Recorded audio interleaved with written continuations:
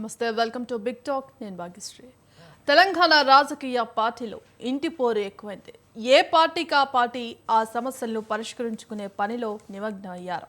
ఇటు అధికార పార్టీ కాంగ్రెస్ మంత్రివర్గ విస్తరణ, పీసీసీ పదవుల భర్తీ చేయడానికి ఆపసోపాలు పడుతోంది. కాంగ్రెస్లో స్వేచ్ఛ ఎక్కువ. ఎవరికి పదవి ఇచ్చినా నిరసనలు, తిరుగుబాట్లు తప్పవు. ఇక బీఆర్ఎస్లో కవిత దుమారం ఇప్పట్లో తగ్గేలా లేదు. పార్టీలో తన వారసత్వ వాటా కోసం అన్న కేటీఆర్పై బాణాలు ఎక్కుపెట్టారు. ఇక బీజేపీ రాష్ట్ర అధ్యక్ష పదవి ఎవరికి ఇవ్వాలో తెలియక చాన్నాళ్లుగా పెండింగ్లో పెట్టారు. ఆ వర్గానికి ఇవ్వొద్దని ఈ వర్గం, ఈ వర్గానికి ఇవ్వొద్దని ఆ వర్గం ఒత్తిడి తెస్తున్నారు. ఇది తెలంగాణ రాజకీయ పార్టీల పరిస్థితి. ఎప్పుడు ఇంటి పోరు నుంచి బయటపడి ప్రజలను పట్టించుకుంటారో వేచి చూడాలి.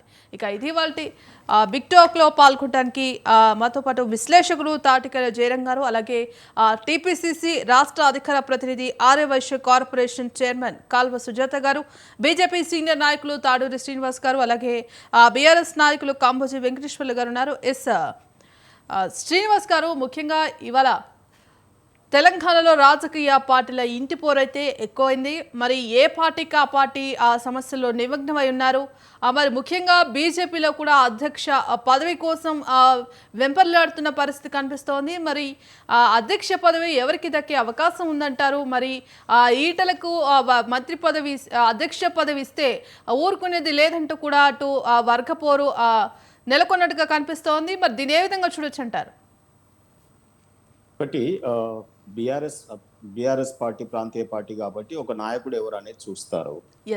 తర్వాత ఈ జాతీయ పార్టీలలో ఆ రకంగా ఉండదు. ఒక సిస్టమ్ నడుస్తుంది. ముఖ్యంగా సిద్ధాంతపరమైన పార్టీలలో అస్సలు సిద్ధాంతం నడుస్తుంది తప్ప వ్యక్తుల మీద ఆధారపడి ఉండదు. అయినా ఇప్పుడు ప్రెసిడెంట్ గారు ఉన్నారు, మాకు కిషన్ రెడ్డి గారు.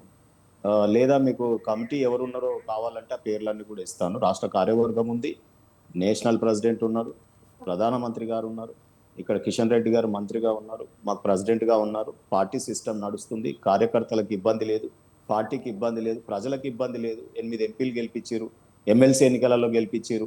రేపు గ్రేటర్ హైదరాబాద్లో మేమే మేయర్ సీట్కి వస్తామని అంటా ఉన్నారు అందరూ. అన్ని రిపోర్ట్స్ వస్తూ ఉన్నాయి. రాబోయే కాలంలో రేపు రాష్ట్రంలో ఈ లొల్లి, బీఆర్ఎస్లో లొల్లి, కాంగ్రెస్లో లొల్లి, ఈ రకంగా చూసి రేపు బీజేపీయే ఆల్టర్నేటివ్ తెలంగాణలో అనేది తెలంగాణ ప్రజలు అక్కడక్కడ రచ్చబండల దగ్గర మాట్లాడుకుంటున్న సన్నివేశాలు మనం చూస్తా ఉన్నాం. రిపోర్ట్స్ మీరే ఇస్తా ఉన్నారు మీడియాలో. సో రెండింటికి ఆల్టర్నేటివ్, బీఆర్ఎస్కి ఆల్టర్నేటివ్గా కాంగ్రెస్ని ఎన్నుకున్నారు. ఈ రోజు కాంగ్రెస్కి ఆల్టర్నేటివ్గా మళ్ళీ బీజేపీని ఎన్నుకునే పరిస్థితులు ఈ రాష్ట్రంలో ఉన్నాయి. ఇక దాని గురించి మీకు ఎటువంటి చింత అక్కర్లేదు. తర్వాత రెండోది ఏంటంటే, మనం తెలంగాణ రాష్ట్రం, తెలంగాణ ప్రజలు, పార్టీ యొక్క విధి విధానాలు, పార్టీలు, ప్రజల పట్ల స్పందన ఏ రకంగా ఉంది, ఈ చర్చ సరిపోతుంది. ఏ పార్టీలో ఎవరున్నారు అనేది. ఇప్పుడు బీజేపీ పార్టీలో ప్రెసిడెంటే ఉండాలని వెంపర్లాడడం అనేది మీరు అంటా ఉన్నారు. ఆ డైలాగ్ అస్సలు ఉండదు, ఎవరు అడిగేది ఉండదు. రెండోది ఏంటంటే, పార్టీ మీద నియమిస్తే, మీరు ముఖ్యమంత్రులను చూసినారు కదా ఏ రకంగా కొత్త వారిని అక్కడ బీసీలను ఒక 5-6 రాష్ట్రాలకి, తర్వాత ఒక కార్పొరేటర్గా ఉన్నటువంటి ఆమెని ఢిల్లీ ముఖ్యమంత్రి స్థాయికి. సో ఆ రకంగా ఇక్కడ టాలెంట్కు ఎక్కడెక్కడ ఎవరు ఉంటే వాళ్ళని పెట్టగలుగుతుంది. అందుకే ఇవాళ ఒక ఓబీసీ కూడా ప్రధానమంత్రి కాగలిగినాడు. ఒక 27 మంది ఓబీసీలు క్యాబినెట్ మినిస్టర్లు కాగలిగినారు. ఒక ఆదివాసీ బిడ్డ ప్రెసిడెంట్ కాగలిగింది. ఒక ఓబీసీ బిడ్డ ఉపరాష్ట్రపతి అయినారు, ధన్కర్ గారు. అంతకు ముందు కూడా ఒక ఎస్సీ కోవింద్ గారు, న్యాయ కోవిదుడు, ఆయన దేశానికి ప్రెసిడెంట్ కాగలిగినాడు. That's the wonder beauty of the national party BJP, సిద్ధాంతపరమైన పార్టీ కాబట్టి. సో ఈ రకంగా ఉంటుందే తప్ప దీని గురించి ప్రజలు ఎప్పుడు కూడా బీజేపీకి ఎవరు ప్రెసిడెంట్ ఉండని చూడరండి. బీజేపీ కావాలా వద్దా, బీజేపీకి మోడీ గారు ప్రధానమంత్రి, అదే రకంగా మనకు ఎట్లా ఆల్టర్నేటివ్ అని 37% ప్రజలు తెలంగాణలో మాకు ఓటింగ్ వేసిరు మొన్న. సో కాబట్టి రాబోయే కాలంలో తెలంగాణలో ఆ చింత వలదు. పార్టీ ఉంటుంది ఇక్కడ, పార్టీ వ్యక్తులు కాదు. పార్టీకి మాకు ఆల్రెడీ ఆర్గనైజేషన్ కూడా మీరు డబుల్ ఉంటుంది ఇక్కడ. ఎట్లా ఉంటుంది అంటే, మాకు ఒక మంత్రిజీ అని కూడా ఉంటారు వ్యవస్థ నడవడానికి. ప్రతి జిల్లాకు ప్రభారీలు ఉంటారు. ఆ తర్వాత పొలిటికల్ సిస్టంలో మేము ఉంటాం రాజకీయ నాయకులుగా. సో కాబట్టి పార్టీ చాలా సంపూర్ణంగా నిండుగా తన పని, ప్రజా సమస్యల మీద మేము పోరాటం, ప్రజలలో ప్రజాక్షేత్రంలో ఉన్నాం మేము. సో కాబట్టి ఇటువంటి చర్చ అనవసరం అని నేను అనుకుంటున్నా. ఇక మా ప్రెసిడెంట్ గురించి వాళ్ళకు వేరే పార్టీలలో అంతర్గతంగా చింత అక్కర్లేదు. అయినప్పటికీ ఇప్పటి వరకు అధ్యక్ష పదవిపై అయితే ఒక క్లారిటీ మాత్రం రావడం లేదు. మరి ఇప్పటికే ఉన్నాక బీజేపీ తీసేయమంటారా అంటే రేపు తీసేసి ఇంకోరిని పెట్టా ఇప్పుడు ఉన్నారు అంటున్నా కిషన్ రెడ్డి గారు ఉన్నారు మేము ఎప్పుడు పెడతాం ఏం పెడతాం అనేది విధానం నడుస్తుంది మొన్న జిల్లా ప్రెసిడెంట్ల ఎన్నిక మొన్ననే అయిపోయింది మాది అంతకుముందు బూత్ లెవెల్ అయిపోయింది గ్రామ లెవెల్ అయిపోయింది మండల్ లెవెల్ అయిపోయింది మండలాలలో అయిపోయిన తర్వాత జిల్లాలు అయినాయి జిల్లాలలో 51% నియామకమైనాక రాష్ట్రము దేశము ఈ రకంగా ఒక సిస్టమ్ అంటున్నా కదా నేను ఇప్పుడు రాజ్యాంగంలో ప్రధానమంత్రి ఎవరైనా ఎంత ఏజ్ ఉన్న వాళ్ళైనా ఎంత ఆ, ఇదైనా ప్రధానమంత్రి అంటే కాన్స్టిట్యూషన్ నడిపిస్తుంది ఈ రాజ్యాంగం ఇక్కడ ముఖ్యమంత్రి గారు ఎవరున్నా కాన్స్టిట్యూషన్ నడిపిస్తుంది అంటే పార్టీలు కూడా సిస్టమ్ సిద్ధాంతపరమైన పార్టీలకు వ్యక్తుల మీద అంత ఇది ఉండదు ఆటోమేటిక్ గా నడుస్తూ ఉంటుంది సిస్టమ్ అని చెప్పిన నేను ఎక్స్ప్లెయిన్ చేస్తాను ఎస్ సార్. సుజాత గారు,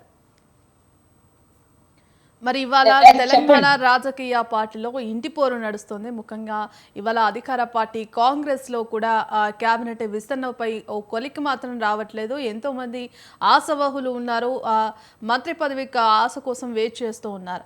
మరి ఈ నేపథ్యంలో ఎవరికి మంత్రి పదవి దక్కే అవకాశం ఉందంటారు? మరి ఈ ఇంటి పోరు అనేది క్లియర్ అవుతుందంటారా? గత కొద్ది రోజులుగా కూడా కేబినెట్ విస్తరణ పిసిసి పదవులపై కూడా చర్చ అయితే కొనసాగుతోంది. మరి దీని ఏ విధంగా చూడొచ్చు అంటారు? గుడ్ ఈవినింగ్ అండి. స్వతంత్ర టీవీ ఛానల్ కి అలాగే నా తోటి పార్టిసిపెంట్స్ సోదరులకి మీకు కూడాను. ఫస్ట్ ఆఫ్ ఆల్ ఈరోజు ఇంటి పోరు అనే విషయంలో ఇద్దరు నేనంటే నేనని కొట్లాడుకునే బీజేపీ బీఆర్ఎస్ గురించి డిస్కషన్ అవుతోంది కానీ కాంగ్రెస్ గురించి ఎవరు డిస్కషన్ చేయట్లేదు. ఎక్కడ కూడా గతంలో ఇదే రెండు పార్టీలు పొద్దుమూకుల మా ప్రభుత్వం ఇప్పుడు అంటే ప్రభుత్వము గతంలో మేము ప్రతిపక్షంలో ఉన్నప్పుడు పిసిసి పోర్లో ఉన్నప్పుడు వీళ్ళు ఎన్ని మాట్లాడారు. ఇప్పుడు అఫ్ కోర్స్ జనరల్ గా అయితే అది డిస్కషన్ చెయ్యొద్దు. కామన్ గా అయితే ఎవరి పార్టీ విషయాలు వాళ్ళ అంతర్గతంగా నిర్ణయించుకునేటటువంటి విషయం. కానీ దాన్ని ప్రతిదీ రాజకీయం చేసి ప్రతిదీ విపక్షాల మీద ప్రతిదీ అవతల పార్టీల మీద ఏడవడం తప్పించి ఇంకో పని లేకుండా దాన్ని ఒక చర్చగా తీసుకొని పోయి మీడియా ముందు మీడియా చర్చ చేసి దానికి ఒక నలుగురు ప్రతినిధులు కూర్చొని డిబేట్లు మాట్లాడుకొని ఈ చర్చలు చేరడం అనేది ఈ మధ్య కాలంలో జరుగుతున్నటువంటి ప్యాషన్. నేను ఒకటి చెప్తానండి, రేవంత్ రెడ్డి గారు పిసిసి అవుతారు అనే సమయంలో ఇదే రెండు పార్టీలు ఎన్ని ఎద్దేవా చేశారు, ఎన్ని మాటలు మాట్లాడారు, ఎంత రచరచ చేశారు. దానికోసం నెలలు కాదు సంవత్సరాల తరబడి డిబేట్ చేసుకున్నాం. అయినా ఇప్పుడు అడుగుతున్నటువంటి ఈ పార్టీలకే నేను అడుగుతున్నా, గతంలో మా పార్టీ మీద మీరు చేసినటువంటి ఎద్దేవాళ్ళు కౌంటర్స్ ఇవన్నీ ఆ రోజు ఎందుకు గుర్తులేవు అని అడుగుతున్నా. సరే ఎవరి పోరు వాళ్ళది అన్నప్పుడు డెఫినెట్ గా అలాగే ఉండాలి. యాక్చువల్లీ పార్టీ విషయంలో అంతర్గత నిర్ణయాలు ఎవరు ఎలిజిబుల్ అయితే వాళ్ళకి ఇవ్వాలి అనేది. కానీ ఈ రోజు రచ్చకెక్కి రోడ్డుకి ఎక్కినటువంటి రెండు పార్టీలు ఇది బీఆర్ఎస్ పార్టీలో ఎప్పుడు కూడా వాళ్ళు మాట్లాడుతున్నారు మాకంటూ ఒక సిద్ధాంతం ఉంటది, మాకు అధిష్టానం నిర్ణయిస్తుంది, మా దగ్గర అధ్యక్షత పదవికి ఎవరు కూడా ఇక్కడ నేను నువ్వు అనేది బహిరంగంగా చర్చ జరగదు. అధిష్టానము సంస్థాగతంగా ఉన్నటువంటి వాళ్ళు ఆర్ఎస్ఎస్ భావజాలాలు ఉన్నోళ్ళు హిందుత్వ భావజాలాలు ఉన్నవాళ్ళు పార్టీకి సీనియర్ మోస్ట్ ఉన్నవాళ్ళు వీళ్ళకందరికీ ఒక్కటే అదొక్క పదవే కాదు ఏదైనా టికెట్ల విషయంలో కానీ సిద్ధాంతాల విషయంలో కానీ పూర్తిగా ఇమిడిపోయినటువంటి వ్యక్తులకే వీళ్ళ పార్టీలో పదవులు ఇస్తారు లేదా అధ్యక్ష పదవి ఇస్తారు అన్నారు. అధ్యక్ష పదవి పక్కన పెడితే పదవులు అనేవి ఏ విధంగా వచ్చినాయో ఎంతమందికి వచ్చినాయో మనం అన్ని చూసుకుంటాం. టికెట్ల విషయంలో కానివ్వండి పదవుల విషయంలో కానీ మేమైతే సెక్యులర్ భావజాలాలు ఉన్నోళ్ళు వీళ్ళ లాంటి మాటలు ఎన్నడూ కూడా మాట్లాడలేదు. మా పార్టీకి అవసరం ఏముంటది ప్రజలకు ఏం అవసరం ఉంటది అనేది అదే చేసుకుంటూ పోయాం, చేస్తాము, రాబోయే కాలంలో కూడా అలాగే ఉండదు. బట్ సిద్ధాంతాల విషయంలో మాట్లాడేటటువంటి బీజేపీ పార్టీకి అన్ని సిద్ధాంతాలు అవకాశాన్ని బట్టి అవసరాన్ని బట్టి సిద్ధాంతాలని మర్చిపోతారు. ఎంతో మంది స్కాముల పేర్ల మీద వీళ్ళ పార్టీలోకి వస్తే ఆ పార్టీలో వీళ్ళు పదవులు ఇస్తారు, మంత్రి పదవులు ఇస్తారు, ఎంపీలు ఇస్తారు, లేదా వాళ్ళ మీద ఉన్నటువంటి కేసులు మళ్ళీ కనుమరుగు కంటి చూపు మేరకు కూడా కనపడినంత దూరంలో వెళ్ళిపోతాయి. వివిధ రాష్ట్రాలలో జరిగినటువంటి విషయము అంటే నేను ఈ మాట ఎందుకన్నా వివిధ రాష్ట్రాల గురించి అంటే ఇందాక తాడూరు సీనన్న చెప్పిండు మా దగ్గర బీసీలకు ఇంతమంది క్యాబినెట్ లో 27 మందికి ఇచ్చినాము, మా ఓబీసీ వ్యక్తినే ఈరోజు ప్రధానమంత్రి ఉన్నాడు, ఎస్సీ గిరిజన బహుజన లాంటి వాళ్ళు మా దగ్గర రాష్ట్రపతి ఉపరాష్ట్రపతి అయ్యారు అంటే వాళ్ళ దగ్గర ఉన్నటువంటి విషయాలు నేను వివరించాను. ఇవన్నీ పక్కన పెడితే రాష్ట్ర స్థాయికి వస్తే ఈ రోజు జరుగుతున్నటువంటి పరిణామాలు, బీజేపీలో జరుగుతున్నటువంటి వివిధ పోరాటాలు, ఇంటి పోరు మనం చూసినాం. మమ్మల్ని పదే పదే పదే మాకు ఎన్నికల ముందు కూడా మరి సిద్ధాంతాల పరంగా ఉండేటటువంటి నేషనల్ పార్టీలు ఈ పలానా వ్యక్తి ముఖ్యమంత్రి, ఈ పలానా వ్యక్తి అధ్యక్షుడని డిసైడ్ చెయ్యరు అని ఇందాక అన్నటువంటి తాడూరు సీనన్నకు నా సమాధానము, మరి డిసైడ్ చేయనప్పుడు ఆనాడు కాంగ్రెస్ మీద బీజేపీ ఎందుకు ఎద్దేవా చేసింది? మరి ఈ రోజు ఆనాడు మీ పార్టీలో పోరలేదేమో, బయటికి రానియలేదేమో, లోపల కొట్లాడాలు ఉన్నాయేమో, కొంత మీడియా కవరింగ్ లేకుండా చేసిందేమో, అప్పుడు వదిలేద్దాం. ఇప్పుడైతే బహిరంగంగా నిన్న మీరు ఇచ్చినటువంటి ఈయన పేరేంది, గోషామహల్ ఎమ్మెల్యే రాజాసింగ్ ఇచ్చిన స్టేట్మెంట్ చూసారు. ఎవరు ఎక్కువ డబ్బులు ఇస్తే వాళ్ళకి అమ్ముడు పోతుంది బీజేపీ పార్టీ అన్నట్టుగా మాట్లాడినటువంటి విషయం కూడా మనం చూసినాం. మీ పార్టీ అంతర్గతంగా చర్చించుకోవాల్సిన బహిరంగంగా వస్తున్నాయంటే డెఫినెట్ గా పబ్లిక్ అయినప్పుడు పబ్లిక్ మాట్లాడతారు, ప్రతిపక్షాలు మాట్లాడితే, అధికార పార్టీలు మాట్లాడితే, రాజకీయ నాయకులు ఎవరైనా మాట్లాడతారు. సో ఇంకొక విషయానికి వస్తే అధ్యక్ష పదవి కోసం బహిరంగంగానే కొట్లాటలు జరుగుతున్నాయి. మనం చూసినాం ఒక యూట్యూబ్ ఛానల్ యజమానిని ఈటెల రాజేందర్ గురించి మాట్లాడితే బండి సంజయ్ మనుషులో, బండి సంజయ్ గురించి మాట్లాడితే వాళ్ళిద్దరి మధ్యలో జరిగినటువంటి ఇద్దరి మధ్యలో వీళ్ళ వర్గము వాళ్ళ వర్గము ఫైట్ చేసి ఒక యూట్యూబ్ ఛానల్ యజమానిని, ఆయన ఆర్ఎస్ఎస్ భావజాలను ఉన్నాడే, అంటే కోస్తే రక్తం బీజేపీ అనే మాట్లాడేటోడు కూడా కొట్టించి వివిధ రకాలుగా హింసలు పెట్టి ఛానల్ మీద అటాక్ చేస్తే ఆ తర్వాత ఇప్పుడు పోయి పార్టీ విషయాలన్నీ బయట పెడుతున్నటువంటి వ్యక్తి, అది ఇంకా వేరే ఎవరో కాదు, మా కమ్యూనిటీకి సంబంధించిన వ్యక్తే. నేను మళ్ళీ అబద్ధాలు చెప్పే ఏదో నేను కవరింగ్ ఇవ్వట్లేదు. ఆ యూట్యూబ్ ఛానల్ అది చిత్రగుప్త ఛానల్ సంథింగ్ ఏదో ఉంది. ఆ ఛానల్ యజమానిని కొట్టినటువంటి విషయం వీళ్ళు గుర్తు చేసుకోవాలి. ఎవరు ఒకరి మీద ఒకరు వీళ్ళే కొట్టించుకున్నారు. అంటే రాజేందర్, ఈటెల రాజేందర్ పార్టీలోకి వచ్చినప్పటి నుంచి వీళ్ళ దగ్గర పోరాటం అన్న నా దగ్గర సాక్ష్యాలతో రుజువులతో సహా చెప్పండి. నేను మిమ్మల్ని అంటలేదు, మోడరేటర్ ని, నాకు అవకాశం శ్రీనివాస్ గారు ఒక్క నిమిషం, కంటిన్యూస్ ఇంత టైం ప్రసంగం ఒక్క నిమిషం శ్రీనివాస్ గారు ఒక్క నిమిషం. ఎస్ సార్, సుజాత గారు ఒక్క నిమిషం. అవకాశం వచ్చినప్పుడు మీరు ఆపిర్రు, నేను ఆపుతలేను, ఉన్న సబ్జెక్ట్ అంతా మాట్లాడుతున్నా. అంటే ఈ విధంగా బయటకు వచ్చి రోడ్డు మీద రచ్చ చేసుకుంటున్నారు కాబట్టి అదర్ పార్టీలకు మాట్లాడే అవకాశం వచ్చింది. లేకపోతే నాలుగు గోడల మధ్యలో ఏం చేసుకున్నా మాకు అనవసరం కదా.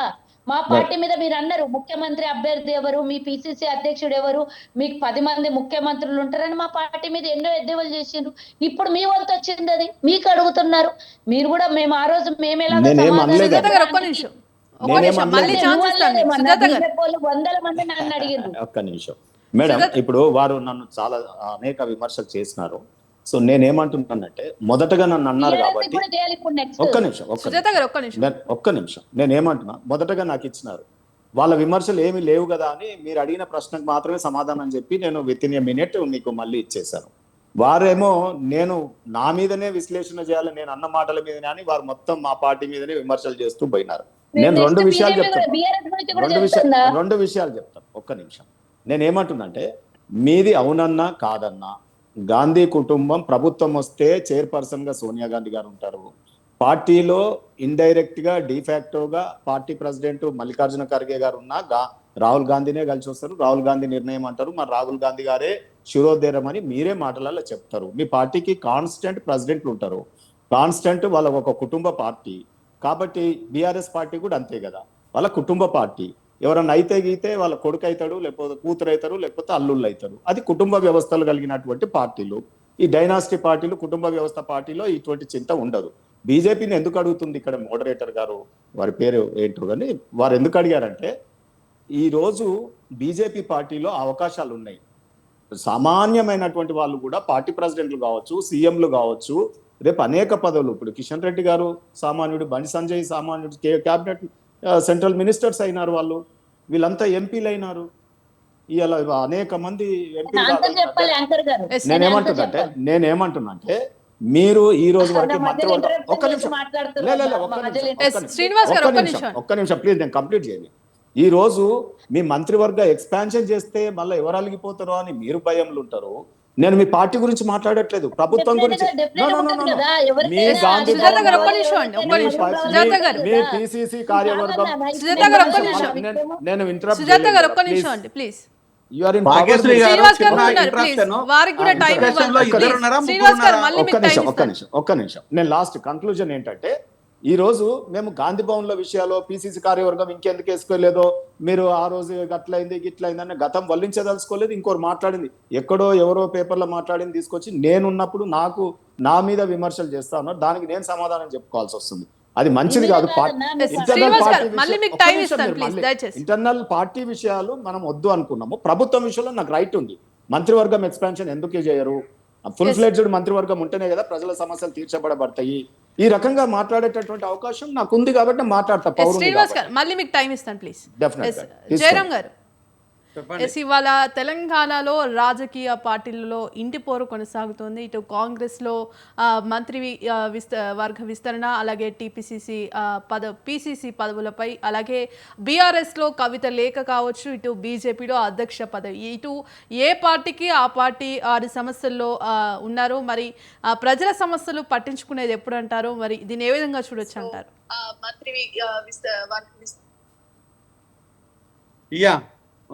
భాగ్యశ్రీ గారు, మీకు స్వతంత్ర న్యూస్ ప్రేక్షకులకు, శ్రీనన్నకు, మా చెల్లి సుజాతకు మనస్ఫూర్తిగా నమస్కారాలు. ఒకటి మీరు ఆలోచించాల్సింది ఏంటంటే, రాజకీయ పార్టీల నైజం ఏంటంటే మాది ఏ తప్పు లేదని మాట్లాడడం లోపల వెరీ క్లియర్గా ఉంటారు. దాంట్లో ఎలాంటి డిస్ప్యూట్ లేదు, కన్ఫ్యూజన్ అంతకంటే అక్కడ కూడా లేదు. ఏ రాజకీయ పార్టీని తీసుకున్నా కూడా డెఫినెట్గా వాళ్ళ డిఫెన్స్లో అదే మాట్లాడుతుంటారు. సో అది తప్పు కూడా కాదు, దాంట్లో తప్పు అనడానికి కూడా లేదు. ఇక్కడ జరుగుతుంది ఏంటంటే ఇంటి పోరు. మీ టైటిల్ ఈ ఇంటి పోరులో అనే విషయంలోకి వస్తే అందరిళ్ళలో పోరు ఉంది, పార్టీలలో కూడా పోరు ఉంది. పార్టీని ఇల్లుగా చూస్తే అన్నిట్లో పోరు ఉంటుంది. ఇలా పోరు లేని పార్టీ అంటూ ఏది లేదు. అన్నిట్లో పోర్లు ఉంటాయి. అన్నిట్లో కుటుంబ స్వామ్యం ఉంటుంది. ప్రజాస్వామ్యం పక్కన పెడితే కుటుంబ స్వామ్యం అన్న, దానికి బీజేపీ గురించి చెప్పండి. చాలా బీజేపీలో చాలా మంది గురించి చాలా స్టేట్ల లోపల తండ్రులు కొడుకులు మనవల వరకు వచ్చిందన్న. కాంగ్రెస్ లాగానే వాళ్ళు ఎలాంటి కన్ఫ్యూజన్ కూడా ఏం లేదు నాకు. కాకపోతే మా సీనన్న, నేను, మా సుజాత మేమంటే మొదటి తరం వాళ్ళం కాబట్టి ఇంకా మా పిల్లలు రావడానికి చాలా టైం పడుతుంది. వస్తారు, సుజాత గారికి వస్తారు, రావాలని కోరుకుంటున్నా. సో దెన్ అంటే ఇవన్నీ సహజంగా జరుగుతూనే ఉంటాయి దీంట్లోపల ఎలాంటి ఇబ్బందులు. ఇక కవిత విషయానికి వచ్చినప్పుడు డెఫినెట్గా తనకు ఒక ప్రత్యేకమైన ఒరవడి ఉన్న, నేను కవితను పర్సనల్గా చెల్లెలని పిలుస్తుంటాను. కవిత నన్ను మనస్ఫూర్తిగా అన్నాన్ని పిలుస్తుంటుంది. అలా వేరే డిస్ప్యూట్ ఏం లేదు. మా ఇద్దరి మధ్యలో రాజకీయ వైరుధ్యం ఏది ఉన్నా కూడా, ఈవెన్ సుజాత విషయంలో కూడా, సినన్న విషయంలో కూడా రాజకీయ వైరుధ్యం ఏది ఉన్నా కూడా పర్సనల్గా మంచి అంటాం, చెడే అంటాం, అలా డౌట్ ఏం లేదు. కానీ ఇక్కడ ఇంటి పోరు విషయానికి వస్తే ఎస్పెషల్లీ అనేది ఈరోజు బీఆర్ఎస్లో నుంచి బయటపడుతున్నాయి. కాంగ్రెస్ లోపల ఎప్పుడు ఆ లోకలు ఉంటాయి. బీజేపీ లోపల కొంత మౌనం, స్తబ్దత కనిపిస్తూనే అప్పుడప్పుడు కనిపిస్తుంటుంది. ఇక ప్రెసిడెంట్ విషయానికి వస్తే కంపల్సరీ ప్రెసిడెంట్ కావాల్సిందే, అలా డౌట్ ఏం లేదు. ఏ పార్టీకైనా ఒక నాయకుడు అనే వ్యక్తి ఉండాలి కాబట్టి అది బీసీ కావాలని అందరం కోరుకుంటాం. ఒక బీసీ నాయకుడు రావాలి. నాట్ ఓన్లీ ఒక బీజేపీ, తెలంగాణ లోపల అత్యధికంగా బీసీలు ఉన్నారు కాబట్టి బీసీ నాయకత్వాన్ని బలపరచాలి, డెఫినెట్గా గౌరవించాలి. అది కోరుకుందాం. అది అవుతారా కాదా తర్వాత విషయం, అది కోరుకుందాం. అది అన్ని పార్టీల నుంచి అందరూ కోరుకుంటున్నారు. ఈవెన్ రేవంత్ కూడా అదే కొన్ని సందర్భాల లోపల ఆ విషయాన్ని కూడా చెప్పాడు. నేనే రెడ్డి సామాజిక వర్గం నుంచి రాష్ట్ర ముఖ్యమంత్రి. సుజాత, రేవంత్ కూడా ఒక సమావేశంలో ఓపెన్ గానే రెడ్డి సామాజిక వర్గం నుంచి నేనే చివరి ముఖ్యమంత్రి అయి ఉండొచ్చు కాంగ్రెస్ లో అని. అఫ్ కోర్స్ కావాలి, అయి ఉండొచ్చు కాదు, కావాలని కోరుకుంటున్నా మనస్ఫూర్తిగా. అంటే మా సుజాత ముఖ్యమంత్రి అయితే మేము కామాయింది, మాకేదో ఇవ్వకపోతుందా అంటే. సో డెఫినెట్ గా రావాలి, అది డెఫినెట్ గా రావాలి. ఇక్కడ కవిత కూడా డెఫినెట్ గా కోరుకున్నట్టుగా కవిత లోపల ఏమున్నా కూడా తను పార్టీ పరమైన విషయం లోపల చాలా బ్రాడ్గా ఆలోచిస్తుంది. ఇక దానిలో ఉండే లుకలు లేకపోతే ఇబ్బందులు లేకపోతే అవన్నీ ఆమె ఇప్పుడు కడుపు కాలి బయట పెడుతుండొచ్చు, కానీ ఎప్పటి నుంచో అనాలనుకున్న మాటలు ఆమె ఇప్పుడు అంటుంది. సరే, ఆమె ఇబ్బందులు ఏమైనా ఉండొచ్చు కనుక ఇప్పుడు అంటుంది, అది గౌరవిద్దాం. ఏదేమైనా అది గౌరవిద్దాం. అది నిజమైందో తప్పైంటుందో కేసీఆర్ గారు చెప్పాలి. కవిత మాట్లాడిన తర్వాత కేసీఆర్ గారు దానికి డిసైడింగ్ ఫ్యాక్టర్. ఆమె ఒకటే మాట చెప్పింది, నాయకుడిగా కేసీఆర్ గారిని మాత్రమే, తండ్రి అని చెప్పలేదు ఎక్కడ, కేసీఆర్ గారిని మాత్రమే నేను గౌరవిస్తాను, కేసీఆర్ గారిని మాత్రమే నేను అనుకుంటున్నాను నాయకుడిగా, ఇంకొక వ్యక్తిని నాయకుడిగా ఊహించుకోను. అంటే దాంట్లో అన్న ఉన్నాడు, బావ ఉన్నాడు, ఇంకొక అన్న కజిన్ బ్రదర్ ఉన్నాడు, ఎక్సెట్రా చాలా మంది ఉన్నారు. ఎవరిని తను యాక్సెప్ట్ చేయనన్న విషయాన్ని తను స్పష్టంగా చెప్పింది. దానికి డెఫినెట్గా కంగ్రాచులేషన్ చెప్పాలి ఆ మాటకి. ఇక నెక్స్ట్ కాంగ్రెస్ విషయానికి వచ్చినప్పుడు, ఇప్పుడు మంత్రివర్గ విస్తరణ ఉంది. మంత్రివర్గ విస్తరణ లోపల ఎవరికి ఏమి ఇవ్వాలి, ఏ కులానికి ఏది చేయాలి, ఏ సామాజిక వర్గాలకు ఇవ్వాలనేది ఇది కత్తి మీద సాము లాంటిది. నేను చాలా సందర్భంలో చెప్పాను, రెడ్డి కులానికి మాత్రమే పెద్దపీట దక్కిన తర్వాత బ్రాహ్మణ్స్ లోపల శ్రీధర్ అన్నకు తప్ప, వైశ్యాస్ కనుచూపు మేరకు కూడా లేరు, మా సుజాత తప్ప. మాదిగలకు ఇక అంతగా మనం మాట్లాడాల్సిన పని లేదు. దామోదర్ రాజనరసింహ మాదిగ కాదు, మాదిగ ఉపకులం మాత్రమే. నేను ఆ డౌట్ కూడా క్లియర్ చేస్తాను. దామోదర్ రాజనరసింహ మాదిగ కాదు, మాదిగ ఉపకులం మాత్రం. అంటే మాదిగలకు గత 15 సంవత్సరాల నుంచి కక్ష కట్టినట్టు రాజకీయ పార్టీలకు భయం ఉన్నదో కక్ష ఉందో నాకైతే తెలియదు, కానీ మాదిగలను రాజకీయ పదవులలో కూర్చోబెట్టడానికి ఎవరికి ఇష్టం లేదు. ఎందుకంటే తెలంగాణ లోపల ఒక సామాజిక వర్గము 25% ఉండడం అది కొంతమందికి మింగుడు పడని విషయము. మరి ముఖ్యంగా పాలక కులాలకు మింగుడు పడని విషయం. ఆ విధంగా కూడా డెఫినెట్గా మాదిగలను పక్కన పెట్టవచ్చు. అడగకపోవడం మాదిగలకు ఉన్న దరిద్రం, అది దాన్ని మనం ఏం చేయలేం. ఆ సామాజిక వర్గం లోపల కొంచెం స్పృహ ఉండాలి. సామాజిక స్పృహ లేదు, ఆత్మస్థైర్యం లేదు, ఆత్మ గౌరవం కూడా లేకుండా ఉన్నారా అనేది మాదిగలు అనుకుంటున్నారు. ఈరోజు మాదిగలు ఏమనుకుంటారంటే, మాదిగలకు ఆత్మ గౌరవం లేకుంటున్నామా అనేది మాదిగలు బహిరంగంగా చర్చించుకుంటారు. ఎందుకు అడుగుతలేరు? ఈరోజు నా మిత్రుడు డాక్టరు సత్యనారాయణ ఉన్నాడు, ఎంఎస్ జనరల్ సర్జన్, ఆయన ఎమ్మెల్యేగా ఉన్నాడు. ఇంకా కొంతమంది మాదిగలు ఉన్నారు, మందుల సామ్యులు ఉన్నాడు. ఇలాంటి వ్యక్తులు ఎవరికి ఇవ్వచ్చు. మరి ఎందుకు ఇవ్వటం లేదు? ఇప్పుడు మాలా మాదిగలకు ఎవరికి జస్టిఫై చేయాలి అనేది ఒక అంశం అయితే, ఈరోజు బీసీల కులగణన చేసిన తర్వాత ఎంబీసీలకు ఏ విధమైన గౌరవాన్ని ఇస్తుంది అనేది ప్రధానమైన ప్రశ్న. మీరు ఇస్తే ఎంబీసీలకు ఎవరికైనా ఎమ్మెల్సీ ఇవ్వాలి, ఇచ్చి మినిస్టర్ చేయాలి. మీరు ఎమ్మెల్సీ ఇచ్చే అవకాశాలు లేవు, మినిస్టర్ చేసే అవకాశాలు లేవు. ఇక ఇస్తే మళ్ళీ బీసీలలో మళ్ళీ పాలక కులాలే, ఎస్సీలలో మళ్ళీ పాలక కులాలే. ఎస్సీనైనా అందులో ఎలాంటి మొహం ఉంటుంది. ఎస్సీలు అంటే మహిళలు మాదిగోళ్ళు ఒకటే కాదు, దాని వెనకాల ఇంకొక 59 కులాలు ఉన్నాయి. వాళ్ళను కూడా గౌరవించండి అయ్యా, వాళ్ళను కూడా గౌరవించండి, వాళ్ళను కూడా గుర్తించండి. వాళ్ళు కూడా మేము ఉన్నాము, మా ఆత్మగౌరవాన్ని కాపాడంటుంటున్నారు. ఎప్పుడు మాదిగల్లోలేనా, మాదిగలను పక్కన పెట్టేసేయండి. రాజనరసింహ మాదిగా మాల కాకపోయినా కూడా ఆ తరతరాలుగా ఎంజాయ్ చేస్తుండ్రు. ఎందుకు ఆయనకు మినిస్ట్రీ, అది కూడా ఉడిపికి పడేసేయండి. ఉన్నతంగా మాట్లాడే వ్యక్తులను తీసుకురండి, కొత్త వ్యక్తులను తీసుకురండి. కులాలకు మతాలను మీరు గౌరవిస్తూనే అక్కడి నుంచి తీసుకొచ్చుకొని మీ పార్టీలో ఉండే వ్యక్తులను. ఇక వైశ్యాస్ ఏ పాపం చేసినట్లనే ఇంతవరకు ఎప్పుడు కూడా ఎలాంటి గౌరవం దక్కలేదు. మనకు టీజీ వెంకటేష్ గారు, నెక్స్ట్ రోషయ్య గారిని మినహాయింపు చేస్తే, వాళ్ళిద్దరిని మినహాయింపు చేస్తే ఎక్కడ ఎలాంటి గౌరవం దక్కలేదు. కానీ మీకు ఫండ్స్ కావాలి, పైసలు కావాలనుకున్నప్పుడు మాత్రం వైశ్యాసే గుర్తుకొస్తారు. ఇది వాస్తవమే కదా. ఇవి మాత్రం పైసలు వేయడానికి మాత్రం గుర్తుకొచ్చిన వాళ్ళకు పదవులు మాత్రం అక్కర్లేదా? ఇది మాట్లాడుకోవాలి, ఇది కావాలి. నిజంగా కనుక మీకు దమ్ము ధైర్యం ఉంటే, నేను మనసుకు చెప్తున్నా, మా సుజాతకు ఎమ్మెల్సీ ఇచ్చేసి మినిస్టర్ చేయండి, హోమ్ మినిస్టర్ చేయండి. దుమ్ము దులిపెత్తుంది, ఒక్కొక్కరిని ఫుట్బాల్ ఆడుకుంటది. ఆ నమ్మకం నాకు ఫుల్గా ఉంది. శివంగి కంటే డబల్ శివంగి, అంత డౌట్ లేదు ఇంట్లో. సో మా సుజాతని చెయ్యండి, మేము పని చేస్తాం. జెండాలు పట్టుకొని మొత్తం పోనీ ఈ 10 ఏళ్ళు కొట్లాడినాం, ఈ 3 ఏళ్ళు కొట్లాడలేమా, ఆ పని చేయండి అంటే. ఈరోజు బీజేపీలో కూడా నేను కోరుకునేది ఏంటంటే, బీసీ వ్యక్తికి నాయకత్వాన్ని ఇచ్చేసి దాన్ని బలపరిస్తే డెఫినెట్గా మేము దాన్ని గౌరవిస్తాం. ఈరోజు మందకృష్ణ అవుట్ అండ్ అవుట్ రేట్లో మాదిగ సామాజిక వర్గాన్ని మీతో ఉన్నామని చెప్పేసి బలంగా మీతోని పనిచేస్తున్నాడు. దానికి గౌరవించండి. ఆ కులాన్ని ఆదరించకపోయినా పర్వాలేదు, కానీ మోదీ గారు కూడా హామీ ఇవ్వడం జరిగింది. ఎస్సీల పట్ల ఖచ్చితంగా అన్ని పథకాలు అందేలా, సంక్షేమం అందేలా కూడా చేస్తామంటూ కూడా హామీ. ఇది భాగ్యశ్రీ గారు, మనము దీంట్లో విషయం ఏంటంటే, రాజకీయాలు అనేది మాటల గారడి, అంకెల గారడి కాకుండా స్పష్టమైన అధికారం లోపల పంపిణీ జరగాలండి. ఆ పంపిణీ జరగాలంటే ఇప్పుడు రేవంత్కు ఈ 6 సీట్ల పంపిణీ కత్తి మీద సాము లాంటిది. ఓసీలలో రెడ్డి సామాజిక వర్గాన్ని ఇయ్యకపోతే లొల్లి, ఇస్తే ఇంకొక లొల్లి. మాల మాదిగల లొల్లితో ఉంటూనే మాల మాదిగలకు కనుక మళ్ళీ పదవులు ఇస్తే ఒక లొల్లి ఇవ్వకపోతే నాకున్న ప్రాథమికమైన సమాచారం కాదు, స్పష్టమైన సమాచారం ఏంటంటే ఒక ఎమ్మెల్సీకి మాల ఎమ్మెల్సీకి మంత్రి పదవి ఇవ్వాలని. అది కనుక ఇస్తే ఇక దరిద్రం వెంటబడ్డట్టే. అంటే ఈరోజు ఇవ్వద్దని చెప్పట్లేదు, కానీ మాల మాదిగలను పక్కన పెట్టండి అని చెప్తున్నాను.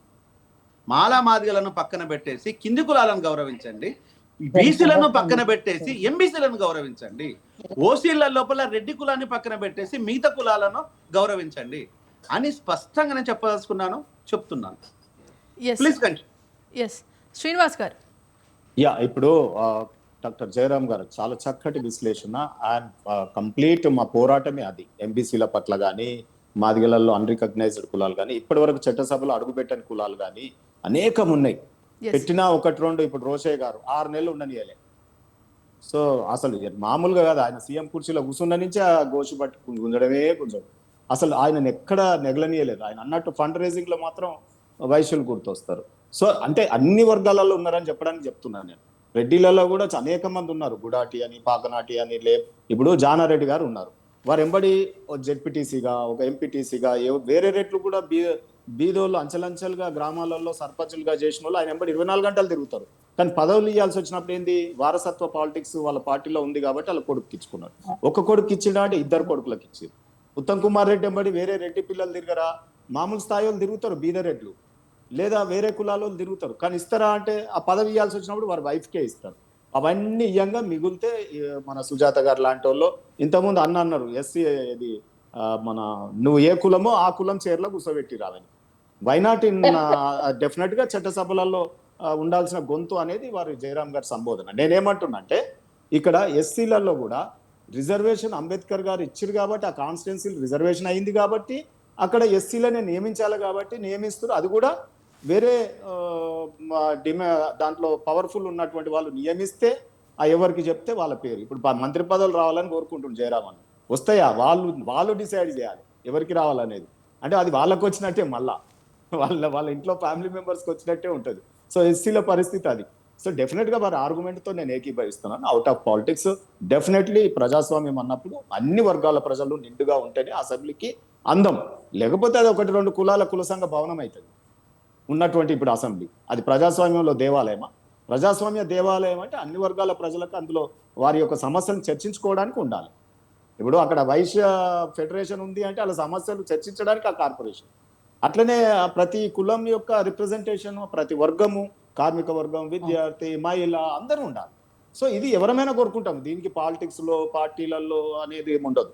ఇక రెండోది, ఇంతకుముందు మాట్లాడుతున్న విశ్లేషణ సంపూర్ణంగా ఏకీభవిస్తున్నాయి. మీరు స్వతంత్ర టీవీ ఈ అవకాశం ఇచ్చింది, అవుట్ ఆఫ్ పాలిటిక్స్ మాట్లాడే అవకాశం వచ్చింది కాబట్టి ఇలా అటువంటి వర్గాల నుండే మేము ఉన్నాం కాబట్టి అది సరిపోయింది. అది లేకపోతే వేరే వాళ్ళు ఉంటే ఏం ఓన్ చేసుకుంటారా చేసుకోరా అది వేరే విషయం. నేను ఒకటే జరుగుతున్నాను. ఇప్పుడు ఈ ప్రభుత్వం, కాంగ్రెస్ పార్టీ ప్రభుత్వాన్ని నేను ఒక పౌరుడిగా ప్రశ్నిస్తున్నాను. నాకు ఆ హక్కు ఉంది. కానీ with in the Gandhi Bhavan లో జరిగే విషయాలు, వాళ్ళ పిసిసి కార్యవర్గం నియమిస్తారా లేదా, వారు రాహుల్ గాంధీ గారు ఏ రకంగా ఉంటుంది, మన్మోహన్ పెట్టి ఆయన తీసిన జీవోలను తింపేరా, అదంతా వేరు చర్చ. కానీ ప్రభుత్వంలో మన్మోహన్ సింగ్ గారితో ఏ రకంగా వ్యవహారం చేసినారా అనేది చర్చ. కానీ మల్లికార్జున్ గారితో వాళ్ళు ఇష్టం ఉన్నట్టు చేసుకోవచ్చు. సో అది మనకు సంబంధం లేని విషయం. రెండోది, నేను ఒకటే ఇక్కడ చెప్తా ఉన్నాను, ప్రభుత్వాన్ని ప్రజలు ఎన్నుకున్నారు. ఇప్పుడు ఉన్నటువంటి ప్రభుత్వాన్ని, ఇప్పుడున్న ముఖ్యమంత్రిని ప్రజలు విశ్వసించినారు, ఆయన ముఖ్యమంత్రి అయినారు. కాకపోతే నేనేమంటానంటే ప్రభుత్వాలు మారినాయి. బీఆర్ఎస్ ప్రభుత్వం పోయింది, 10 ఏళ్ళ చేసి ఇవాళ కాంగ్రెస్ ప్రభుత్వం వచ్చింది. కానీ ప్రజల తలరాతలు మారట్లేదు అనేది నేను తీసుకొస్తాను. ఎక్కడ మారట్లేదు అంటే ఇప్పుడు వస్తున్న ప్రశ్న కూడా ఇది. నేనేమంటున్నా అంటే ఫీజు మీరు ఇచ్చినారు స్వతంత్ర టీవీ, నేను విద్యార్థులకు అంకితం చేస్తూ ఫీజు రీంబర్స్మెంట్ లేక చాలా బాధపడుతున్నారు. కాలేజెస్ మేనేజ్మెంట్లు కూడా బాధపడతా ఉన్నాయి. ఇది ఈ సమస్య నేను తీసుకొచ్చినప్పుడు ప్రభుత్వం దృష్టికి సద్విమర్శ కింద తీసుకోవాలి. ఇంకా చేరట్లేదు, వడగండ్ల వానలు పడ్డాయి, కళ్ళల్లో ఒడ్లు ఇంకా తడిసిపోతున్నాయి, దీని మీద చర్య తీసుకోవాలని అని చెప్తున్నాయి. ఇది సద్విమర్శగా తీసుకోవాలి ప్రభుత్వాలు. ఇది బీజేపీ పార్టీలో ఉండి మేము అంటున్నాం కాబట్టి ఆ పార్టీ ఎట్లా అంటది, అది కాదు ఇది కాదు మేము ఇస్తున్నామని చెప్పక్కర్లేదు. ఇది ఇంకా రీచ్ కాలే.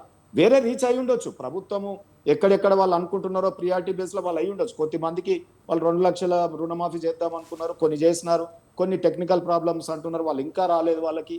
సార్ రాని వాళ్ళ గురించి ఏం ఆలోచిస్తారు అనేది డెఫినెట్ గా ప్రతిపక్ష పార్టీగా ఇప్పుడు ఎందుకంటే ప్రతిపక్ష నాయకుడు బయటికే వస్తలేడు బీఆర్ఎస్ పార్టీ నుండి కాబట్టి మేము ప్రతిపక్ష పాత్ర బీజేపీ పార్టీ వ్యవహరిస్తుంది కాబట్టి మేము అసెంబ్లీ వేదికగా పాయల్ శంకర్ గారు మాట్లాడుతూ ఉన్నారు, అనేక మంది మాట్లాడుతూ ఉన్నారు. అక్కడ ఢిల్లీ నుంచి కూడా రావాల్సిన అనేక రైల్వే ఇవాళ చెర్లపల్లి రైల్వే స్టేషన్ వెళ్ళినాం ఫ్యామిలీతో చూసొద్దామని జస్ట్. కానీ స్టేషన్ అంతా లోపల బాగుంది, అప్రోచ్ రోడ్ లేదు. ఇప్పుడు నేను సుజాత గారి ద్వారా చెప్తే తప్పులేదు, ఆమె చేయిస్తే ఆమెను అప్రిషియేట్ చేస్తా. ఎందుకంటే అక్కడ ఆల్రెడీ ఒక 67 కోట్లు పెట్టి అప్రోచ్ రోడ్ చేయమని చెప్పి మేము శ్రీధర్ బాబు గారు పాపం కన్విన్స్ అయినారు. The best minister in there cabinet నేను అనుకుంటా, without politics, non political thinking, చిల్లర వ్యవహారాలు లేకుండా, ఈ డిసిడెంట్స్ లేకుండా, పార్టీ మీద ఆయన సీఎం కాళ్ళు ఇట్లా అటువంటి లేని ఒక వ్యక్తి అని అనుకుంటున్నాను. ఎందుకంటే నాకు పర్సనల్ గా ఆయనతో ఉన్నటువంటి అనుబంధంతో నేను చెప్తా ఉన్నాను. అండ్ హార్డ్ వర్కర్ ఆల్సో, సెక్రటరియట్లు 24 గంటలు ఇగో మంచిని మంచి అంటాం.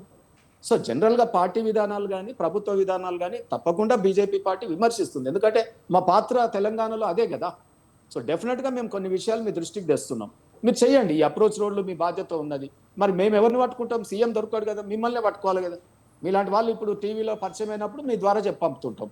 ఇప్పుడు విద్యార్థులు తీవ్ర ఇబ్బందులు పడుతున్నారు, రైతులు కూడా తీవ్ర ఇబ్బందులు పడుతున్నారు. గ్రౌండ్ లో కొంత మీకు ఇబ్బంది ఉంది. Sorry for interruption. Okay, so అదే రకంగా మీ దృష్టికి తీసుకొస్తున్నామా ట్రాన్స్ఫర్స్ కూడా. ఇవాళ కారు స్టీరింగ్ ఇది వినాలే సుజాత గారు, మీరు సుజాత గారు అడ్మిన్ లో ఒక పెద్ద పొరపాటు జరుగుతా ఉంది. నేను సీరియస్ గా భాగ్యశ్రీ గారు మన స్వతంత్ర ఛానల్ ద్వారా నేను చెప్తా ఉన్నాను. ఈవెన్ అడ్మిన్ లో కూడా ఏమవుతుందంటే కారు స్టీరింగ్ ఓవైసీ దగ్గర ఉండే, ఏది ఆయనే చెప్పినాడు, ఓవైసీ గారే చెప్పినారు, అరే కార్ కా స్టీరింగ్ మేరా హాత్ మే హై భయ్ అని చెప్పి వాళ్ళు అసెంబ్లీ వేదిక అన్నారు, బయట అన్నారు, ఇద్దరు ఓవైసీ అన్నదమ్ములు అన్నారు, ప్రజలు కూడా అన్నారు, మీ మీడియా కూడా రాసింది. ఆ స్టీరింగ్ ని పోతూ వాళ్ళకి ఇచ్చిపోయిండు. ఆ డొక్కు కారు మరి యాక్సిడెంట్ అయ్యి కింద పడ్డప్పుడు ఆ ఒక్క స్టీరింగ్ కూడా విక్కొని పోయిండు. ఏం చేసిండు? రేవంత్ రెడ్డి గారికి ఇచ్చేసాడు. ఆ స్టీరింగ్ ఇప్పుడు టిఆర్ఎస్ పార్టీలో జరుగుతున్న గొడవల వెనకాల కాంగ్రెస్ పార్టీ ఉన్నదని ఒకరు అంటారు. తర్వాత నేను దాని జోలికి పోతలేను, కానీ ప్రభుత్వంలో మాత్రం ట్రాన్స్ఫర్స్ అమ్మ ఎంఐఎం సూచించినటువంటి వాళ్ళకి జిహెచ్ఎంసీలో పోలీస్ అన్ని ఎవ్రీవేర్ ఆల్ డిపార్ట్మెంట్ ఓవైసీ గారు సూచన చేసినటువంటి ప్రతి ఒక్క క్యాండిడేట్ ట్రాన్స్ఫర్లు అవుతున్నాయి, కానీ మిగతా వాళ్ళకి అవ్వట్లేదు. అది హ్యుమానిటేరియన్ కండిషన్స్ ఉండొచ్చు, ఎలిజిబిలిటీ ఉండొచ్చు, ప్రమోషన్లలో కూడా ఎలిజిబిలిటీ లేని వాళ్ళకి ప్రమోషన్స్ ఇస్తారు. మీకు జిహెచ్ఎంసీలో వెటనరీ డాక్టర్స్ది ఉదాహరణ మీరు చెక్ చేయండి కావాల్సి ఉంటే. సో ఎవరైతే ప్రమోషన్ ఎలిజిబిలిటీ ఉందో వాళ్ళని కాకుండా 2 ఏళ్ల కింద ఉన్న వాళ్ళని తీసుకుంటున్నారు. So only due to MIM అంటే చాలు వీళ్ళు భయపడుతున్నారు, సీఎం దగ్గర ఫైలు హక్కున పాస్ అయ్యి వెళ్ళిపోతున్నాయి. సో ఇటువంటివన్నీ కూడా కింద చర్చనీయాంశం అయితే, ఎందుకంటే మేము నిరంతరం ప్రజలు ఉండే అలవాటు ఉన్న లీడర్లం మేము. సో కాబట్టి ఇక్కడ మీరు ఉండేటటువంటి వాళ్ళే, మేము జరుగుతున్నాయి తెస్తున్నాం, మీ ఇష్టం అది. రేపు రాబోయే ఆల్టర్నేటివ్ గా మేము చెప్పేది చెప్తాం. కానీ ఉంటే మేము వచ్చే గవర్నమెంట్ మాదే అనుకుంటున్నాం. 37% ఓటింగ్ అయింది, 8 మంది ఎంపీలు గెలిచిరు, ఎమ్మెల్సీలు, మేధావులు, టీచర్లు, గ్రాడ్యుయేట్స్ అన్ని గెలిపిస్తా పోతున్నారు బీజేపీని ఆల్టర్నేటివ్ గా. ఈ 2 పార్టీలకు ఆల్టర్నేటివ్ గా చూస్తా ఉన్నారు. కాబట్టి మేము ప్రభుత్వంలోకి వచ్చినాక మాత్రం ఇటువంటి సమస్యల మీదనే అడ్రస్ చేస్తాం తప్ప ఈ పార్టీల గొడవలు, కుటుంబాల గొడవలు బీజేపీ పార్టీకి అనవసరం. మేము వాటి జోలికి పోం, వాటి మీద స్పందించదలుచుకోలేకుండా నేను. Yes right. జయరాం గారు నేను మాట్లాడొద్దా? సుజాత గారు చెప్పండి. ఇప్పుడు ఆ జయరాం అన్న మాట్లాడే, సీనన్న మాట్లాడే, మాట్లాడొద్దా? జయరాం అన్న గారి గురించి నేనేం మాట్లాడదలుచుకోలేదు. మీరు ఎమ్మెల్యే అయిపోయారు కాబట్టి నేనేం మాట్లాడదలుచుకోలేదు, పార్టీలకు అతీతంగా నేనేం మాట్లాడదలుచుకోలేదు. సో ఈ అన్నకి టిఆర్ఎస్ వాళ్ళు తప్పించుకున్నారు డిబేట్ లో రావడానికి. కాబట్టి ఏమున్నా తాడూరు సీనన్నకే మాట్లాడాలి, వాళ్ళకి ఏం మాట్లాడినా కూడా ఇక్కడ లేని వాళ్ళకి ఏం మాట్లాడతాము. సీనన్న ఇందాక ఫీజు రియంబర్స్మెంట్ గురించి చెప్పిండ్రు, అది ఏకీభవిస్తూ నేను గతంలో మీరు బీఆర్ఎస్ లో ఉంటారన్న, నేను ప్రతి కాలేజ్ కి ఇప్పుడు ఎందుకంటే మా కార్పొరేషన్ నుంచి ఎన్నో రిక్వైర్మెంట్స్ వస్తుంటాయి కాబట్టి ప్రతి ఇన్స్టిట్యూషన్ కి నేను ఫోన్ చేసినప్పుడు వాళ్ళు చెప్పినటువంటి బాధ ఏంటంటే గత 3 సంవత్సరాల క్రితం ఉన్నటువంటి పెండింగ్ బిల్స్ అన్న వాళ్ళకి ఫీజు రియంబర్స్మెంట్ ఇప్పుడు కాదన్నా, ఇప్పుడు మేము వచ్చి 7.5 అయిందన్న, లాస్ట్ ఇయర్ది మహా అయితే ఇప్పుడు వస్తే ఇప్పుడు ఉండదు. కానీ 3 సంవత్సరాల క్రితం కూడా వాళ్ళ అప్పటి నుంచి బిల్స్ ప్రతి కాలేజ్, వాసవి కాలేజ్ నుంచి మొదలు పెడితే ప్రతి చిన్న కాలేజ్ వరకు ఫీజు రియంబర్స్మెంట్ 3 సంవత్సరాల కింద బిల్స్ పెండింగ్లు ఉన్నాయన్న. అప్పుడు మీరు బీఆర్ఎస్ లోనే ఉన్నారు కదన్నా, మీరు ఎందుకు పట్టించుకొని మీరు పెద్ద పొజిషన్ లోనే ఉంటారు, ఎందుకు అప్పుడు మరి ఉన్న డబ్బంతా కూడా ఖాళీ చేసిరు అప్పుడు బీఆర్ఎస్ వాళ్ళు, ప్రాంతీయ ఇప్పుడు ఏం పార్టీలలో లేదు. నిర్ణయాత్మక శక్తి ఉండదు, మీ అంతా కూడా మాట్లాడలేము ఓపెన్ గా, మరి అది తప్పైతే జరిగిపోయింది ఎవరి నియంతల వల్ల? పార్టీ, ఇప్పుడు ఇంత నియంతల పార్టీ. ఈ రోజు ఈ పార్టీనే కాదు, ప్రభుత్వాన్నే కాదు, ఈ రోజు ప్రజల్ని కాపాడాల్సినటువంటి బాధ్యత మా మీద ఉన్నది పూర్తిగా. కానీ చిప్ప చేతికిచ్చి వెళ్ళిపోయినటువంటి కేసీఆర్ గురించి మనం మాట్లాడి బాధపడుతున్నాం తప్పించి, నిజంగానే అప్పుడు జరిగినటువంటి తప్పుల తడకల్ని ఎన్నని కవర్ చేస్తున్నాము, ఎంత అని కష్టపడుతున్నామో మీ కళ్ళతో మీరు చూస్తున్నారు. ముఖ్యమంత్రి గారు ఎవరైనా గట్స్ ఉన్న వాళ్ళు ఎవరైనా ఆ విధంగా బయటకు వచ్చి ఈ రోజు నా 18,500 కోట్లు నా ఇన్కమ్, పిల్లలు ఇదిగో చదవద్దా దీనికి మరి? ఇంత అప్పులు ఉన్నాయని రాష్ట్రం చదువులు బంద్ చేయాలి, బీసీలు ఎస్సీలు వినన్నా ఈ ఫీజు వినన్నా రీంబర్స్మెంట్ చెప్పేది వాళ్ళకు ఒక్క నిమిషం ఉపయోగపడుతుంది. శ్రీనివాస్ గారు, ఒక్క అన్న అన్న నిమిషం. అన్న ఇప్పుడు ఓకే. అకాడమిక్ ఇయర్ ఇప్పుడు స్టార్ట్ అయింది, ఇప్పుడు క్లియర్ చేయాలి ఒక్కొక్కటి అని ముఖ్యమంత్రి గారు కష్టమో నష్టమో వచ్చినటికి అన్నిటికీ భరించాలి అని ఒక్కొక్కటి ముందు తీసుకెళ్తున్నారు. అన్నీ అన్న ఒక్కటే చదువులు బంద్ చేయాలని కాదు, ప్రతి ఒక్కటి రైతు పంట పండించుకోవాలా, అది కూడా ముఖ్యమే. రైతుకి రుణమాఫీ చేయకపోతే అది కూడా ముఖ్యమే. రైతు దగ్గర పంట కొనకపోతే అది కూడా ముఖ్యమే. ప్రభుత్వాన్ని నడిపించడం ముఖ్యమే. అన్నిటికన్నా ముఖ్యము ప్రభుత్వ ఉద్యోగస్తులకు జీతాలు ఇవ్వడమే ముఖ్యము. మరి ఆ రోజు 18వ తారీఖు వచ్చిన జీతాలు రాకుండా ఎన్ని కష్టాలు ఉండే మీ కళ్ళతో మీరు చూసి బయటికి వెళ్ళారు కదా. నా చెప్పలేని పరిస్థితిలో ఉండొచ్చు, అఫ్ కోర్స్ మీకు అన్ని తెలిసినా కూడా అదే పార్టీలో ఉంటారు కాబట్టి మీరు చెప్పలేని పరిస్థితులు ఉండొచ్చు. కానీ మీ మనసుకి మీ హృదయానికి తెలుసు కదా ఎన్ని కష్టాలలో నుంచి ఇప్పుడు ముఖ్యమంత్రి గారు ఈ రోజు ఒక్కొక్కటి సర్దు ముడిగిచ్చి పనిచేయాలని చూస్తున్నారు. అన్ని క్రిస్టల్ క్లియర్ గా మన ముంగల్నే కనబడుతున్నాయి. దాంట్లో దాపరికం ఏం లేదు, దాంట్లో దాచుకున్నది ఏం లేదు. ఇలాంటి మాటలు అంటే మీరు అన్ని తెలిసి ఈరోజు చేయలేదు అని అంటే ఒక్కొక్కటి గుంజుకొచ్చి లాక్కొచ్చి ఎక్కడి నుంచి ఉన్న రూపాయి లాక్కొచ్చి ఈ రోజు ప్రభుత్వాన్ని నడిపించాల్సినటువంటి పరిస్థితి వచ్చిందో మీకు తెలుసు. అయినా కానీ తప్పు ప్రజలది కాదు కదా. ప్రజలకు ఉన్న ప్రతి ఒక్క సమస్యను తీర్చాల్సినటువంటి బాధ్యత ప్రభుత్వందే. తప్పు ఆయన నుంచి జరిగినా ఎవరి నుంచి జరిగినా ఇప్పుడున్న ప్రభుత్వం బాధ్యత చేయాల్సినటువంటి బాధ్యత. సో దాన్ని మేము తప్పించుకొని పారిపోదామని మేము ఎక్కడ చెప్పట్లేదు. అవును ఇవి మేము బకాయిలు ఉన్నాం, ఇవి ప్రజలకు ఇచ్చినటువంటి హామీలలో ఇవ్వాల్సినవి ఇచ్చినాము, ఇంకా కూడా బకాయి ఉన్నాం, మేము చేస్తామని చెప్తున్నాం. కేసీఆర్ లాగా బయట వచ్చి పబ్లిక్ లోనేమో ఇంటికో ఉద్యోగం ఇస్తానని, అసెంబ్లీలోకి వచ్చేసి ఇది సాధ్యమయ్యే పనేనా అని, బయట పబ్లిక్లలో ప్రతి దళితునికి 3 ఎకరాల పొలం ఇస్తా అని చెప్పి అదే అసెంబ్లీకి వచ్చి ఇది సాధ్యమయ్యే పని అని ఆయనలాగా మేము తప్పించుకోవట్లేదు. మేము డెఫినెట్ గా ఇస్తామన్నాం, 75% నెరవేర్చడం, ఇంకో 25% బ్యాలెన్స్ ఉన్నాయి. వాళ్ళు చేసిన అప్పుల్ని కడుతూ ఇప్పుడు చూడండి 60,000 కోట్ల రూపాయలు గతంలో కాంట్రాక్టర్లకు బకాయిలు పెట్టిపోయాడు. అవి నుంచి దేవాలన్నా ఇప్పుడు ఉన్నటువంటి పరిస్థితుల్లో కాంట్రాక్టర్లు అందరూ వచ్చి మీద పడి వాళ్ళు చచ్చిపోతామనే పరిస్థితికి వచ్చారు. కేసీఆర్ 3 ఏళ్ళు ముంచినా కూడా ఒక్కోళ్ళు అడగలేదు. ఇప్పుడు కేసీఆర్ కాంగ్రెస్ అమాయకంగా దొరికింది కాబట్టి 3 ఏళ్ళ మా బిల్లులు రాలేదు అని అందరు సెక్రటేరియట్ చుట్టూ టోకన్లు చెక్కులు పట్టుకొని తిరుగుతున్నారు. అయినా వాళ్ళకి కొంచెం క్లియర్ చేస్తూనే ఉన్నాం, ఇస్తూనే ఉన్నాం. ఎక్కడి నుంచి తెచ్చి నడపాలి ప్రభుత్వాన్ని అని అర్థం కానికుండా చేసినటువంటి కేసీఆర్ ఒకటి కాదు, 2 కాదు, ఎక్కడ రూపాయి పుడుతుందంటే అక్కడి నుంచి గుంజేసిండు. ఏ కార్పొరేషన్ లో కూడా బకాయిలు లేకుండా చేసే ఒక్క కార్పొరేషన్ అన్న అప్పులపాలు లేకుండా చేసిండ? ప్రతి కార్పొరేషన్ అప్పులపాలే చేసిండు. అయినా కానీ బండి గుంజుకొస్తున్నాం. ఆ ఎడ్ల నిడుస్తలేము, బండి గట్టిన తాడు నిడుస్తలేము, అన్నిటిని లాక్కొని వస్తున్నాం. కానీ కాస్త మాకు కూడా ఊరట కావాలి కదా, అన్ని చేయాలని ఉంటది. ఏ ప్రభుత్వం కన్నా ప్రజల దగ్గర నుంచి వ్యతిరేకత రావాలి, ఇది చెయ్యొద్దు, ఇది సుజాత గారి మరి ఆల్రెడీ 10 సంవత్సరాల గడుస్తున్నప్పటికీ ఇంకా ఇది రుణమాఫీ అనేది ఒక్కొలికి రావడం లేదు. చాలా మంది కూడా రుణమాఫీ అనక రైతులు ఎంతో మంది ఇబ్బందులు పడుతున్నారు. మరి ఇవాళ చూసుకుంటే అటు రైతులు కూడా ధాన్యాన్ని కొనలేక పురుగుల డబ్బాలు పట్టుకుని రోడ్డు మీద నిరసన వ్యక్తం చేస్తున్న పరిస్థితి రోజు కనిపిస్తుంది కదా. మరి నిన్న మాకు వచ్చినటువంటి రివ్యూ పూర్తి స్థాయిలో 60% ప్యాడీ కొన్నాం, 40% ఇంకా కొనాల్సి ఉంది. ఉన్న రిక్వైర్మెంట్ కన్నా ఎక్కువగా కొనాలనే ప్రభుత్వం చూస్తోంది. అయినా ఇంకా 20% మాత్రమే మేము అనుకున్న దానికన్నా మేము ఇంకో 20% ప్యాడీ మాత్రమే వచ్చేది ఉంది. అది కూడా కొనుగోలు చేస్తున్నాం. అన్నిటికన్నా రైతుల దగ్గరికి మీరు వెళ్ళి అడగండి, ఇవ్వాల్సినటువంటిది ఆల్టర్నేట్ డే 2 రోజులకు ఒకసారి ప్యాడీ కొన్నటువంటి రైతుకి అకౌంట్లలో డబ్బులు పడుతున్నాయా లేదా అడగండి. కాస్త బోనసే లేట్ అయింది, ఆ బోనస్ కూడా ఈ వారం 10 రోజులలో అది కూడా ఇచ్చేస్తామని నిన్న కలెక్టర్ల మీటింగ్ లో మంత్రులు చెప్పినటువంటి విషయము, కలెక్టర్లు చెప్పారు. ఇంకో 2-3 రోజులలో అవి కూడా రిలీజ్ చేస్తామని. కానీ ఎప్పటికప్పుడు గత ప్రభుత్వం లాగా కాకుండా నెలలు గడవకుండా ఆల్టర్నేట్ 2 రోజులకు ఒకసారి ప్యాడీ కొన్న ప్రతి రైతుకి అకౌంట్లలో డబ్బులు పడుతున్నాయి. ఇట్లాంటి అబద్ధం క్రియేట్ ఎవ్వరు చేసినా కూడా మేము ఒప్పుకోం. నిన్న కలెక్టర్ల మీటింగ్ లో అఫీషియల్ గా ఇచ్చిన రికార్డు 60% ప్యాడీ కొనుగోలు జరిగింది. ఇప్పుడున్న పరిస్థితుల్లో ఇమీడియట్ గా జరుగుతున్నది కొంటున్నాం. అది కూడా మాస్టర్ అని చెప్పి పక్కన పెట్టింది. అది కూడా రైతుల మీద భారం వేయొద్దని నిన్న మంత్రులు చెప్పారు. పూర్తి స్థాయిలో వాళ్ళకి ఎక్కడైనా కావాలంటే మిల్లర్లకు ఏదో ఒక బెనిఫిట్ సపరేట్ గా మళ్ళా ప్రభుత్వ పరంగా చేద్దాము. ఇప్పుడున్న ప్యాడీని పూర్తిగా మనం కొనాల్సిందే అని నిన్న స్ట్రిక్ట్ గా చెప్పేయడం జరిగింది. మళ్ళీ మీకు ఛాన్స్ ఇస్తాను, ఒక్క నిమిషం. ఎస్ జయరామ్ గారు చెప్పండి భాగ్యశ్రీ.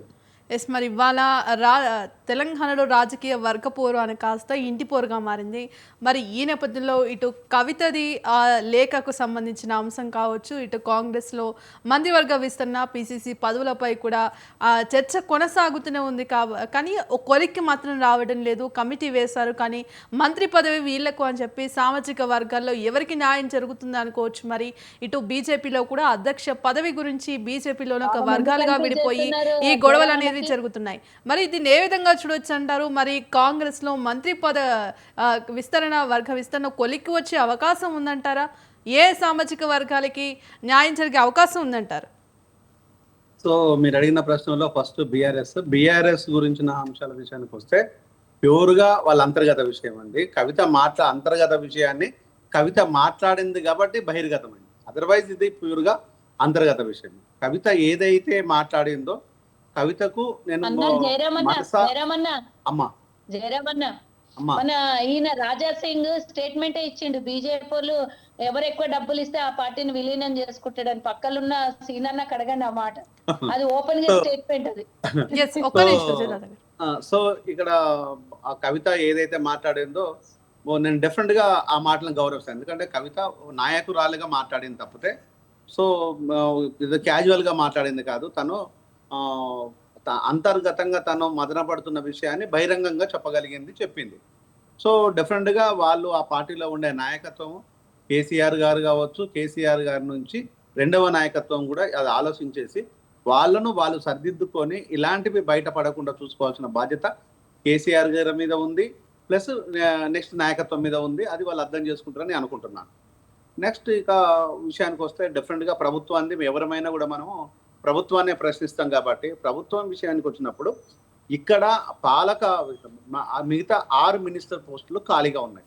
ఈ 6 మినిస్టర్స్ తీసుకునే అంశాల లోపల ఇప్పుడు కీలకంగా ఇది నేను పదే ఇప్పటికి నేను 3వసారి ఈ మాట అనడము, రేవంత్ రెడ్డికి ఇది కత్తి మీద సాము లాంటిది కాబట్టి రేవంత్ రెడ్డి కొంతమంది పేర్లను సుచాయిగా తీసుకెళ్లేసి ఇది అధిష్టానం ముందు ఢిల్లీలో పెడితే అక్కడ వాళ్ళు నిర్ణయాల మేరకు ఏ విధంగా ఉండాలి ఏంటిది అనే విషయాలు అనేక అంశాలు ఉంటాయి. కాబట్టి దాని లోపల డెఫినెట్గా ఒక నిర్ణయానికి రావాలి. కానీ ఇక్కడ ఢిల్లీ లోపల ప్రాక్టికల్గా జరగాల్సిన విషయం ఏంటంటే, ఒకటి బీసీల కులగణన మేము చాలా గొప్పగా చేసినామని కాంగ్రెస్ ప్రభుత్వం చెప్తుంది. కాబట్టి రేపు బీసీలలో పాలక కులాలే కాకుండా ఎంబీసీలకు మీరు ఏ విధమైన గౌరవం ఇస్తున్నారు అనే దాని మీద ఆధారపడి ఉంటుంది. బీసీల పట్ల తనకుండే చిత్తశుద్ధి ఏ మేరకు ఉంటుంది అనే దాని మీద ఉంటుంది. ఇక ఓసీలు అనగానే ఒక రెడ్లు మాత్రమే కాదు, మా శ్రీధర్ అన్నను ఒక్కని పక్కన పెట్టేస్తే సో శ్రీధర్ అన్న ఒక బ్రాహ్మణ్ కులానికి సంబంధించిన వ్యక్తి పక్కన పెట్టేస్తే ఆయన అజాత శత్రువు, చాలా మంచి వ్యక్తి. సో శ్రీధర్ అన్నను పక్కన పెట్టేస్తే ఇక మిగతా కులాలకు కూడా ఓసీ కులాల లోపల మిగతా వాళ్ళకు కూడా ప్రయారిటీ రావాలి. ముఖ్యంగా వైశ్యాస్కు మాత్రం డెఫినెట్గా ప్రధానమైన ఒక ఎజెండా ప్రకారం వాళ్ళకు ఒక ప్రయారిటీ క్రియేట్ చేయాలి. మరి అది ఉంటుందా ఉండదా అంటే అది $1 మిలియన్ ప్రశ్న. దాన్ని మనం ఏ విధంగా చెప్పుకుంటుందో మనకు తెలియని విషయం. ఇక నెక్స్ట్ ఎస్సీ కులాలకు సంబంధించిన విషయానికి వస్తే ఇక్కడ మాలల నుంచి మినిస్టర్స్ ఉన్నారు, మాదిగల నుంచి మినిస్టర్స్ లేరు. మాదిగ ఉపకులం నుంచి దామోదర్ రాజనరసింహ మాత్రమే ఉన్నాడు. మరి మాదిగ కులం నుంచి తీసుకురాకపోతే రేపు చాలా ఇబ్బందికరమైన పరిణామాలు ఎదుర్కోక తప్పదు. దీనిపైన డెఫినెట్గా మందకృష్ణ రియాక్ట్ అవుతాడు, మేము కూడా రియాక్ట్ అవ్వం. ఎందుకంటే ఆ కులాన్ని పూర్తి స్థాయి లోపల అంగదొక్కడం కోసమే ఆడుతున్న డ్రామాగానే చూస్తాం. బీఆర్ఎస్ అదే చేసింది, ఇప్పుడు కాంగ్రెస్ అదే చేస్తున్నట్టుగానే చూస్తాం. ఒకవేళ కనుక జరిగినట్టు అయితే కాంగ్రెస్కు రానున్న రోజుల లోపల గడ్డు కాలం అనేది నేను సుచాయగా ఇన్ఫర్మేషన్ మాత్రమే ఇస్తున్నాను. ఇది ఈ ఈ ఈ ఈ- ఇట్లా సామాజిక వర్గాల నుంచి వచ్చినప్పుడు అందరినీ గౌరవించేసి, ఇంతకుముందు సీనన్న ఒక మంచి మాట మాట్లాడు, పార్లమెంట్ కానీ అసెంబ్లీ కానీ ఇట్స్ ఎ రియల్లీ కండ్ల ముందు కనిపించే దేవాలయం. అక్కడ ప్రతి ఒక్కరూ ఏది దేవుడైనా కరుణిస్తాడో సో ఇతర కోరికలు తీరుతాదో కానీ పార్లమెంట్లో కానీ అసెంబ్లీలో కూర్చున్న నేతలకు ఆ పవర్ ఉంది, ఆ బాధ్యత ఉంది. మరి అలాంటి ప్లేసుల లోపల ఇతర కులాలను కూడా మీరు గౌరవించేసి అక్కడికి రాణిస్తే మీకు గౌరవం ఉంటుంది. అది కాంగ్రెస్ పార్టీ చూసుకోవాలి. కాంగ్రెస్ పార్టీ ఉన్నది అడపాదడప ఒక 2-3 స్టేట్లలోనే ఉన్నది. ఈ 2-3 స్టేట్లలో నుంచి జీరోకి వస్తుందా, లేకపోతే ఇంకొక 20ని జత చేసుకుంటుందా అనేది వాళ్ళ నిర్ణయాల మీద ఆధారపడి ఉంటుంది. కానీ నాయకుల ఇన్ఫ్లుయెన్స్కు లోనయ్యి, నాయకుల ఒత్తుళ్లకు లోనయ్యి, లేకపోతే మాటలకు కానీ మూటలకు కానీ లొంగినట్టు అవుతే, ఇది నేను అనటం లేదు, కాంగ్రెస్లో అనుకుంటున్న మాటలు ఇవి, మాటలకు కానీ మూటలకు కానీ లొంగినట్టు అవుతే రానున్న రోజులలో ఇబ్బంది పడక తప్పదు. దీన్ని రేవంత్ దృష్టిలో పెట్టుకుంటే బాగుంటుంది. ఎందుకంటే క్యాప్టెన్ ఆఫ్ ద లీడర్ కాబట్టి ఆయన తను చూసుకుంటే, తను సరిదిద్దుకుంటే బాగుంటుంది. ఇలా సమావేశపరుచుకొని మాట్లాడితే బాగుంటుంది. సో మాలాంటి వాళ్ళము రాజకీయాలకు మైల్ దూరంలో ఉన్నాము. సరే, మేము రావడం రాకపోవడం అనేది కాలం నిర్ణయిస్తుంటుంది. కానీ వచ్చిన మీ జెండాలు బట్టి జీవితకాలం మీకు జై కొట్టిన వ్యక్తులను కూడా ఈరోజు చిన్న చూపు చూసి పక్కన పెట్టేస్తే ఆ కులాలకు అసెంబ్లీ చూసే పాలకులుగా ఎప్పుడు వస్తారు, ఎప్పుడు ఆ కులాలతో అంటున్నాం. ఇక కుమ్మరి ఇలాంటి, సరే కమ్మరి అంటే అది ఎవరు లేరు, కుమ్మరులు అయితే ఎవరు లేరు, ఇంకా కింది కులాలు, ఒడ్డెర సామాజిక వర్గం, ఇట్లా ఎంబీసీలలో అనేక కులాలు ఉన్నాయి. ఇప్పటి వరకు కూడా అసెంబ్లీలో కాదు కనుక మాట్లాడడానికి కూడా స్కోప్ లేని కులాలు ఉన్నాయి. వాళ్ళను గౌరవిస్తే బాగుంటుంది. ఒక నిమిషం భాగ్యశ్రీ గారు, వాళ్ళని గౌరవిస్తే బాగుంటుంది అనేది నేను కోరుకుంటాను. ఇక్కడ ఏది ఏమైనా ఇవి పక్కన పెట్టేస్తే ఒకటి మాత్రం చెప్పాల్సినది ఏంటంటే, సీనన్న లేవనెత్తింది, సుజాతమ్మ గౌరవంగా చెప్పిన విషయం ఏంటంటే ఫీజు రియంబర్స్మెంట్ గత 3 సంవత్సరాల నుంచి 4 సంవత్సరాల నుంచి ఇంతవరకు జరగలేదు. ఆ పాపము డెఫినెట్ గా బీఆర్ఎస్దే. కానీ ఆ పాపంలో ఇప్పుడు కంటిన్యూషన్ భాగము కాంగ్రెస్ది. ఇప్పటి వరకు ఎంబీఏలు డిగ్రీలు చేసిన పిల్లలకు ఆ కాలేజీలు సర్టిఫికెట్లు ఇవ్వకుండా వాళ్ళని సతాయించుకుంటూ ఫీజులు కట్టమంటే, నిరుపేద కుటుంబంలో వచ్చిన బిడ్డలు ఎట్లా ఫీజులు కడతారు? సర్టిఫికెట్ లేకుండా పై చదువులు కానీ ఉద్యోగాలు కానీ ఎట్లా పోతారు? ఇది అర్థం చేసుకోవాలి కదా. నేను డెఫినెట్గా సుజాతమ్మని కలుస్తాను, ఆ వివరాలు చెప్తాను. ఇంకొక విషయాన్ని కూడా మా సుజాతకు తెలియాల్సిందంటే, ఈరోజు ఒక చిన్న మధ్యతరగతి కుటుంబంలో నుంచి వచ్చి హైదరాబాద్లో నాకు ఒక ఇల్లు ఉండాలని అనుకునే వ్యక్తులను ఈరోజు రియల్ ఎస్టేట్ కంపెనీలతోని దొంగలుగా మారేసి ఒక్కొక్కడు 100 కోట్లు, 200 కోట్లు, 300 కోట్లు, 400 కోట్లు స్కాములు చేసి పారిపోతున్నారు. సుజాతమ్మ, డెఫినెట్గా నిన్ను కలుస్తాను ఈ విషయం లోపల. ఎందుకంటే నువ్వు నా ఇంటి ఆడబిడ్డవు కాబట్టి నీకు తెలియజేస్తాను ఈ విషయాన్ని. మనం కూర్చొని మాట్లాడాల్సిన అవసరం ఉంది. ఇది ప్రజలకు మేము ఉన్నామనే భరోసా ఇవ్వాలి. ఎందుకంటే హోమ్ మినిస్ట్రీ రేవంత్ దగ్గర ఉన్నది కాబట్టి ఈరోజు పోలీసులు కొంతమందికి, అందరు కాదు కొంతమంది పోలీసులు దొంగలకు తొత్తులుగా మారేసి ఈరోజు డబ్బులు పోగొట్టుకున్న వ్యక్తుల మీద ఈరోజు దౌర్జన్యం చేసే స్థితికి వస్తున్నారు. ఆ విషయాన్ని కూడా మీ దృష్టికి తీసుకొస్తున్నాను. మీరు దీని విషయం కూడా మీరు స్పందించాలని కోరుకుంటున్నాను. Yes sir. Sujatha garu, final conclusion ఏంటి? మేడం, నేను కంక్లూడ్ చేయలేదు, మళ్ళీ ఆర్కే ఇస్తున్నారు. ఎస్ శ్రీనివాస్ గారు చెప్పండి. నేను ఒకటే నిమిషం, సరే టైం లేనట్టుంది. నేను ఏమంటున్నా అంటే, సుజాత గారు ఇంతకుముందు మాట్లాడుతున్నప్పుడు అనేక అంశాలు అప్పుల పాలు అయిపోయింది, వాళ్ళు మొత్తం గీక్కి వెళ్ళిపోయినారు, గోడకు సున్నం కూడా లేదు, ఆ రకంగా చేసిపోయినారు, మేము కోలుకునే పరిస్థితి లేదు, ఇంకా 30 ఏళ్ళ దాకా కోలుకోమంటుంది. అక్కడే భయం వేస్తుంది మాకు. ఇప్పుడు నేనేమంటున్నా అంటే, అలవి కాని హామీలు ఇచ్చినారు. ఇప్పుడు ఆ హామీల కోసం ప్రజలేమో ఎదురు చూస్తా ఉన్నారు. సరే, వాళ్ళు ఇచ్చిన హామీలు తెలియకిచ్చిరా అంటే, ఇది సుదీర్ఘమైన ఏజ్ ఓల్డ్ పార్టీ. అసెంబ్లీలో కూడా వాళ్ళ ప్రతిపక్ష నేతగా ప్రతి బడ్జెట్ లో వాళ్ళు ఉన్నారు. వాళ్ళ బట్టి విక్రమార్క గారు ఉన్నారు, హామీలు ఇచ్చిన వాళ్ళందరూ ఉన్నారు. ఇప్పుడు మళ్ళా ఉత్తమ్ కుమార్ రెడ్డి వీళ్ళందరూ కూడా వారికి అనుభవం ఉన్నటువంటి వాళ్ళే. సో వాళ్ళు ఈ అప్పుల పరిస్థితి తెలిసి కూడా ఆ రోజు ఆరోపణలు చేసినారు, అప్పుల పాలు చేసినారు, రాష్ట్రాన్ని ఇక్కడ తెస్తున్నారు, అక్కడ తెస్తున్నారు, కమిషన్లు ఇవి అవి మాట్లాడిన వాళ్ళు, అవన్నీ తెలిసి కూడా వీళ్ళు హామీలు ఇచ్చారు. ఇప్పుడు ప్రజలేమో ఆశ పెట్టుకున్నారు. ఆ ఆశ అడియాసలు అయిపోయేసరికి ప్రజలలో ఒక రకమైనటువంటి రివోల్ట్ స్టార్ట్ అయింది కాంగ్రెస్ పార్టీ మీద. రెండవది నేను ఏమంటున్నా అంటే, వాళ్ళు ఏమంటున్నారంటే, ఇప్పుడు ఒక కుటుంబ పెద్ద ఉంటాడండి, అప్పులు అయిపోతాయి బాగా, అప్పులు అయిపోతే ఏమవుతుందంటే కొంతమంది ఏమో మానసికంగా దృఢంగా లేని వాళ్ళేమో అయ్యో అప్పులు అయిపోయినా నేను ఎట్లా సంసారం నడిపించాలని ఆత్మహత్యలు చేసుకున్న సంఘటనలు కూడా చూస్తుంటాం. మరి ఇప్పుడు ఈ ప్రభుత్వం ఆత్మహత్య చేసుకుంటుందా, లేదా ఏడికేలన్నా నేను కష్టపడి తీసుకొచ్చి నేను భరోసా ఇస్తున్నా, నేను చేస్తా, ఇగో ఈ ఇయర్ చేయలేకపోయినా ఇగో నెక్స్ట్ ఇయర్ నేను కరెక్ట్ గా ఇస్తా, ఇగో ఉద్యోగస్తులారా పెన్షన్ ఇబ్బంది పడకండి, మీ పిఆర్సీ ఇస్తా, మీ డిఏలు ఇస్తా, మీ ఫీజు రీంబర్స్మెంట్లు ఇస్తా, ఇగో గీ దానికి గీ కాలం చెప్తే సరిపోతుంది. మొత్తమే మీరు మొన్న ముఖ్యమంత్రి గారు అన్నారు నర్భగర్భ వ్యాఖ్యలు చేశాను, మొత్తం అప్పుల పాలైంది, నన్ను కోసిన రూపాయి లేదని ఉద్యోగస్తులతో చెప్పారు. నేను అదే మాట ఏమంటున్నా అంటే ఏ స్కీము ఎప్పటి నుంచి ఎప్పుడు అమలు పరుస్తారు, లేకపోతే ఈ టెన్యూర్ అంతా అమలు పరచరా, మళ్ళీ మీరు గెలుస్తేనే ఇస్తామనే అటువంటి హామీ ఎన్నికల హామీతో పోతారా? ఈ కేటగిరికల్ గా చెప్తే ప్రజలు తమ పని తాను చేసుకుంటారు కదా. ఇటువంటి దున్నకాలప్పుడు రైతు విత్తనాన్ని భూమిలో నాటు పెడతలేడండి. రైతులు ఆత్మహత్యలు చేసుకుంటే భూమిలో రైతులను బాధ పెడుతున్నారు. నేను 1410 మంది ఈ రోజు చనిపోయినారు తెలంగాణ రాష్ట్రంలో 2023 నుంచి మొన్న మార్చ్ వరకు 2025 డాటా వరకు. ఇది నేను చెప్తుంది నా లెక్కలు కాదు, ఎన్సీఆర్బి లెక్కలు, ఎన్జిఓ లెక్కలు, ఆర్టీఐ లెక్కలు. జిల్లాల వారీగా కావాలంటే కూడా చెప్తాను. నల్గొండ, వరంగల్, మహబూబ్ నగర్ విపరీతంగా ఈ సంవత్సరంలోనే అప్పుడే 22 మంది నల్గొండలో, 18 మంది. అంటే మీరు నమ్మరేమో అని మళ్ళీ చెప్పే ప్రయత్నం చేస్తాను. నా దగ్గర డాటా ఉంది, కంప్లీట్ అఫీషియల్ డాటా. నేనేమంటున్నా అంటే సుజాత గారు ఏది ఏమైతేనేమి ఇది ఘాటైన విమర్శలు మీరు అనుకోకండి. దీన్ని ఏ రకంగా అడ్రస్ చేస్తారో ప్రజలకు ముఖ్యమంత్రి గారి దగ్గరికి మీరు వెళ్తుంటారు కాబట్టి మనం ఇయ్యలేకపోయినా కానీ ఒక క్యాలెండర్ రిలీజ్ చేద్దాం. రైతు బంధులకు ఏ టైం వరకు ఎంత ఇస్తారు, పెంచుతారా పెంచరా, స్కూటీలు ఇస్తారా ఇయ్యరా, లేక పెన్షన్ ఇస్తారా ఇయ్యరా, ఉద్యోగస్తులకి పెన్షన్ పెంచుతారా పెంచరా, ఈ రకంగా నిరుద్యోగులకు ఏం హామీ ఇస్తారు, ఇవన్నీ క్యాలెండర్ రిలీజ్ చేయండి. అట్లీస్ట్ అట్లనన్నా ప్రజలు ఏం డిసైడ్ చేస్తారు. సరే మీరు బీజేపీ పార్టీ ఉండి మేము సంబరపడతలేము, వీళ్ళు ఏమి ఇవ్వకపోతే. కంక్లూజన్ ఒకటేనండి, ఈ రోజు ప్రభుత్వం ఘోర వైఫల్యం చెందింది కాబట్టి మొన్న మేధావులు ఏ ఎన్నికలైనా గెలిపేయలేదు. రాబోయే కాలంలో మీకు చేతనైతుందా చెయ్యండి, లేకపోతే మేము వచ్చినాక చేస్తాం. సుజాత గారు మాట్లాడండి మీరేమో. సీనన్న భయంకరమైనటువంటి నిందలు ప్రభుత్వం మీద వేస్తున్నప్పుడు నేను ఆన్సర్ ఇవ్వకుండా ఉంటే నింద కాదు అన్న మీరు మాట్లాడుతున్నా.